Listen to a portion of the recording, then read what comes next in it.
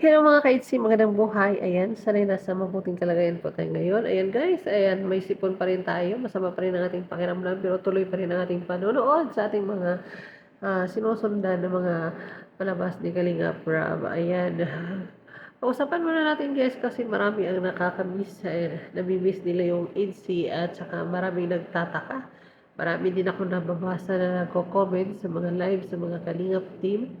At yun nga, sabi nga nila, dahil nga sa mga issue ngayon na dinaranas ng ating Kalingap Ido, at medyo naapektuhan daw yata si Kalingap Ido, pati na rin daw si Beyonce. Kaya daw mawawala na daw ang INSI. Pero guys, klaruhin ko lang sa palagay ko po, hindi yan basta-basta magpapatinag ang INSI. Kasi dahil po sa mga issue na yan, mas naano nga sila, mas nagiging more strong pa ang kanilang samahan, ang kanilang INSI, no, or ang love team na INSI.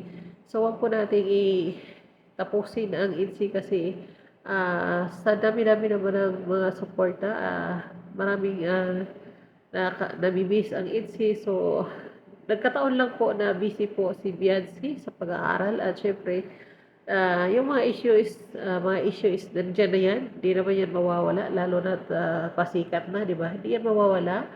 And then, busy si Beyonce sa school at syempre busy din si Kalinga Prab kasi upcoming nga po yung demo ng kanyang kapatid na si Pau Pau. So, siguro naman, mga Monday or basta, hintay-hintay lang po tayo at hindi po natin tuldukan ang INSI. Ayan, yan lang muna po. Thank you so much for watching. God bless us all. Bye!